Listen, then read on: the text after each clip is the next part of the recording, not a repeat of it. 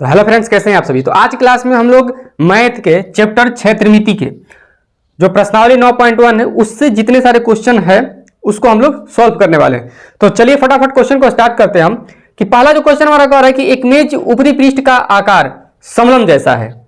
किस क्लास का चल रहा है तो आपको बता दें कि ये 8 क्लास का है। ठीक है, यदि इसकी समांतर भुजाएं 1 मीटर और 1.2 मीटर है तथा इन समांतर भुजाओं के बीच की दूरी 0.8 मीटर है तो इसका क्षेत्रफल ज्ञात करें।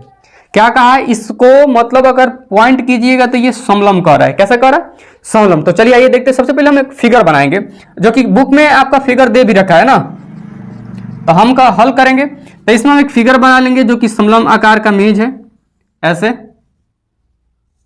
ये हमारा एक मेज हो गया, ये गोड़ा उसमें बना करके दिया, हम उसके और नहीं बढ़ेंगे। ठीक है, कर समांतर भुजाएं, तो ये दोनों क्या है? समांतर भुजाएं हैं आपस की, है ना, और ये दोनों भुजाएं असमांतर है। तो ये 1 मीटर ले लीजिए क्योंकि ये वाला छोटा है, और 1.2 मीटर नीचे वाला ले लीजिए क्योंकि ये थोड़ा सा बड़ा है। कोई दिक्कत? चलिए अब कह रहा है कि समांतर भुजाओं के बीच की दूरी कितना है? 0.8 मीटर, यानी इसके बीच की दूरी क्या है आपका? 0.8 मीटर, है ना। ये हमारा क्वेश्चन में दिया है। अब इसका हमें क्षेत्रफल ज्ञात करना है। तो हम यहां पर लिख लेंगे कि पहली समांतर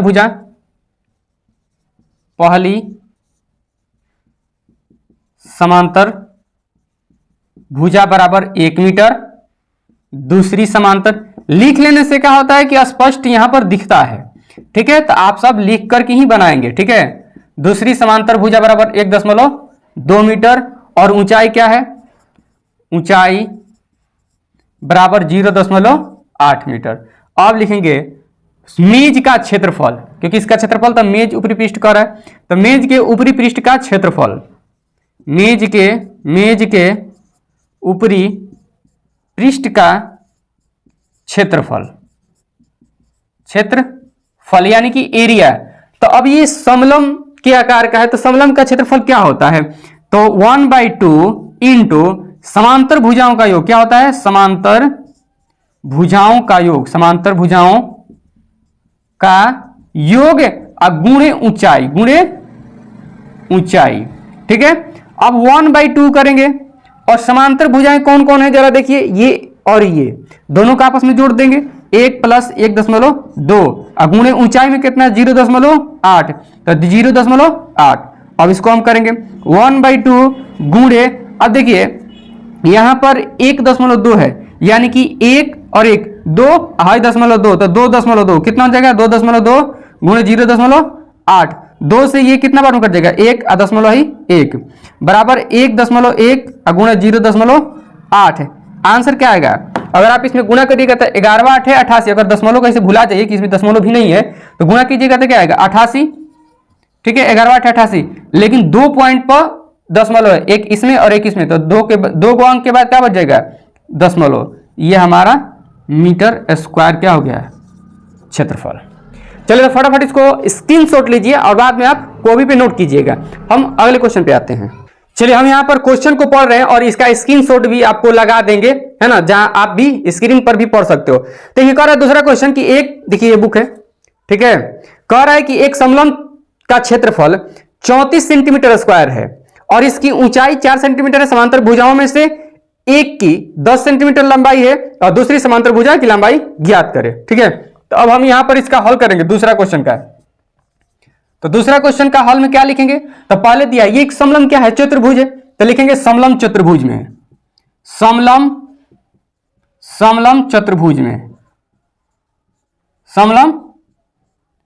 चतुर्भुज में ये हमारा एक डिनोट हो गया कि कैसा चतुर्भुज है। उसके बाद इसमें दे रखा है क्षेत्रफल, तो लिख लेंगे नीचे कि क्षेत्रफल कितना दिया है भैया? तो आपका 34 सेंटीमीटर स्क्वायर। ठीक है, फिर कह रहा है कि समांतर भुजाओं में से एक की लंबाई 10 सेंटीमीटर, यानी कि पहली समांतर भुजा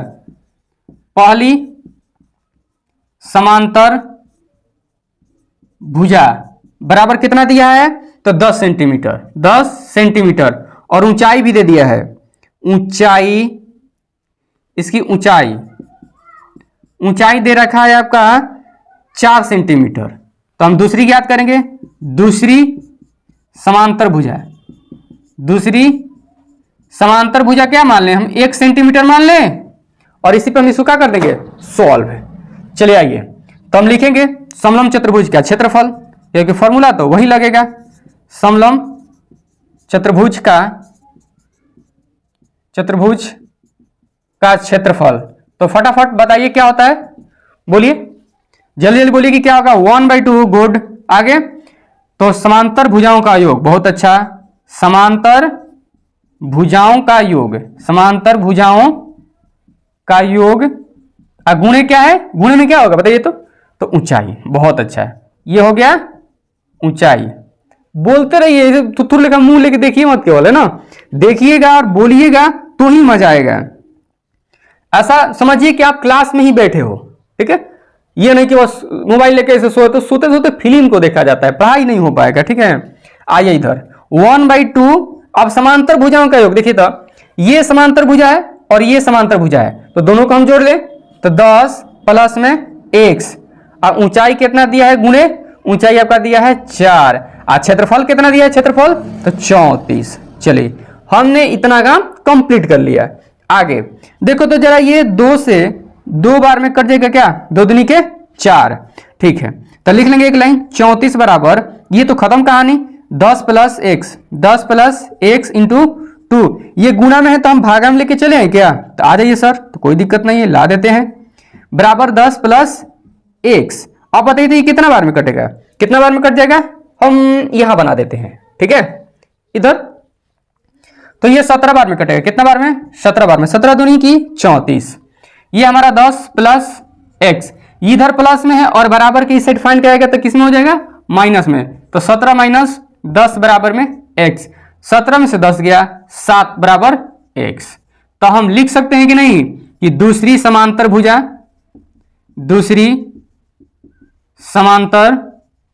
भुजा बराबर 7 सेंटीमीटर, आंसर।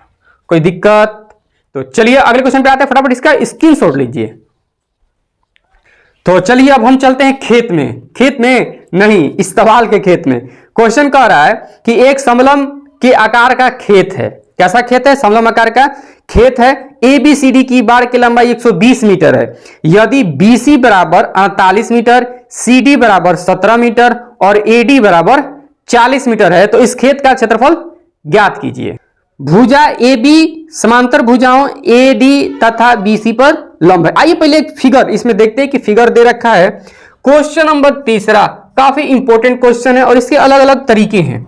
आइए यहां पर हम एक खेत बना ले, अपना खेत, हमारा खेत ऐसा नहीं है, आप लोग का होगा, तो इसको आप क्षेत्रफल निकाल लीजिएगा, ठीक है।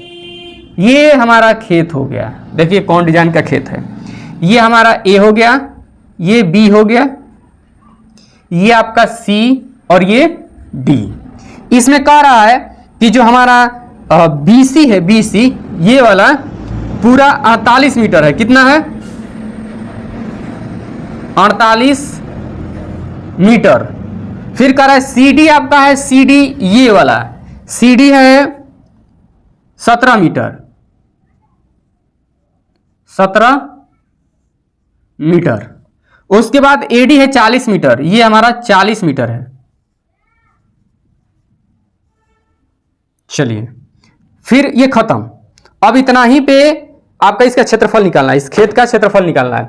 अब फिर आप क्वेश्चन में देखे होंगे कि एक बोल रहा था कि बाड़ की लंबाई 120 मीटर है। बाड़ की लंबाई मतलब समझिए कि चारों तरफ किनारे की लंबाई। अगर हम बोले कि मेरे बोर्ड का बाड़ का लंबाई है 100 मीटर, 100 मीटर नहीं है, चलिए मान लेते हैं 5 मीटर, ठीक है, क्या मान लिए 5 मीटर, तो हम बोलेंगे कि हमारे बोर्ड के बाड़ का लंबाई 5 मीटर। तो इसका अर्थ है कि जितना ही किनारे आप देख रहे हो, तो सारे किनारों को जोड़ेंगे, ऐसे ऐसे ऐसे जोड़ के ये 5 मीटर होएगा। तो किताब में कह रहा है कि जो खेत है, खेत की बाड़ की लंबाई जो है 120 मीटर है, तो सब क्या करेंगे, ऐड करेंगे। कोई दिक्कत नहीं, दिक्कत। तो हम यहां पर क्वेश्चन में लिखेंगे, फटाफट लिखना शुरू करेंगे। तो ये सारा तो दे रखा है, तो हम लिखेंगे, लिख लेंगे यहां पर कि समलंब चतुर्भुज में, क्योंकि हमको पता है कि ये समलंब है, ठीक है, समलंब चतुर्भुज में, समलंब चतुर्भुज में दिया है AD। समांतर भुजा लिख ले, क्या लिख लेते हैं, समांतर भुजा, समांतर, पहली समांतर लिखिए ना जी, एकदम रूल पे चलिए, ठीक है। पहली समांतर भुजा बराबर है 40 मीटर, दूसरी समांतर भुजा, दूसरी समांतर भुजा बराबर लिख लीजिए 48 मीटर। अब देखिए हमें ऊंचाई चाहिए होता है, क्षेत्रफल निकालने के लिए क्या चाहिए होता है, ये तो समांतर भुजा मिल गया हमको, ऊंचाई अगर मिल जाए तो हमारा तो काम बन जाएगा नहीं, लेकिन जब ऊंचाई नहीं दिया है, ये क्या दे दिया है, ये खचाई दे दिया है ना, खचाई नहीं मतलब कि जो पट है उसको दे दिया है, तो ये तो ऊंचाई होगा नहीं, है ना। अब भाई मान के चलो हम आपका कहेंगे कि ऊंचाई कितना है, व्यक्ति है ऐसे ऐसे ऐसे ऐसे खड़ा हुआ है, हम कहेंगे बताओ इसका ऊंचाई कितना है, तो ऐसे ना नापेगा कि ऐसे मापेगा, ये तो गड़बड़ हो जाएगा, तो इस वजह से ही तो ऊंचाई होगा नहीं। तो हम इसका ऊंचाई कैसे निकालें, क्या ये आइडिया लगाएं, आइडिया ये हो सकता है कि जैसे हम लिखेंगे ऊंचाई, ठीक है, तो ऊंचाई बराबर भार की लंबाई और हई देखो सबका जोड़ कितना है 120 मीटर, कितना है 120 मीटर। अगर हम क्या करें कि इस सबको जोड़ के 120 में से घटा दे तो इसका मान नहीं निकलेगा।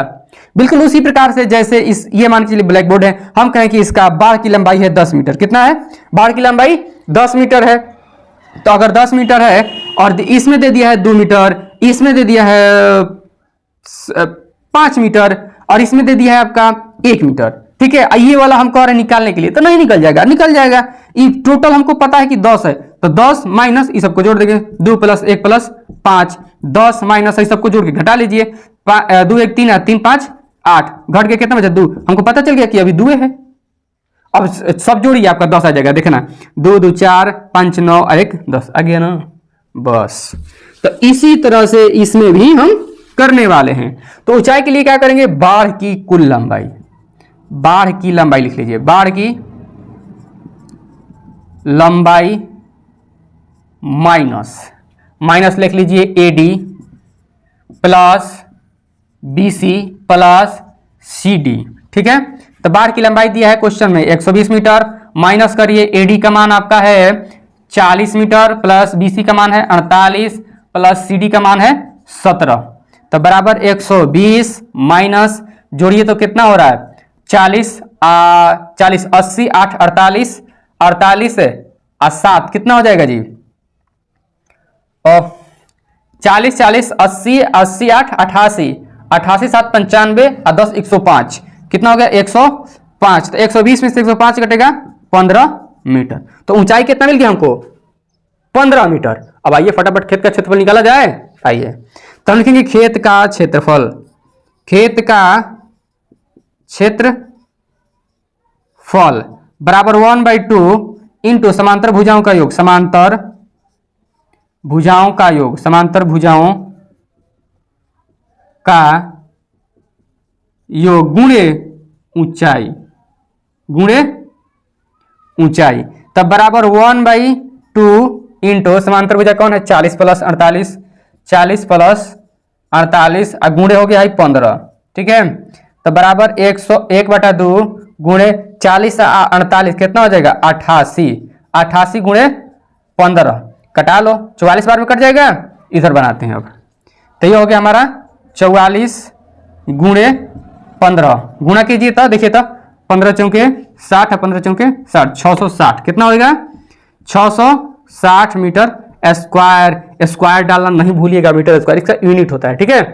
तो ये हमारा खेत का क्षेत्रफल निकल गया। इसका एक और तरीका है, क्या आपको पता है, आइए बताते हैं। अगर हमें ऊंचाई निकालना है, मान के चलो बाढ़ की लंबाई हमें नहीं पता होता तो हम क्या करते हैं, यहां से ऐसे यहां फिगर बना ले क्या, क्योंकि ये लेंदी हो जाएगा, पहले इसके स्क्रीनशॉट ले लो उसके बाद बताते हैं हम।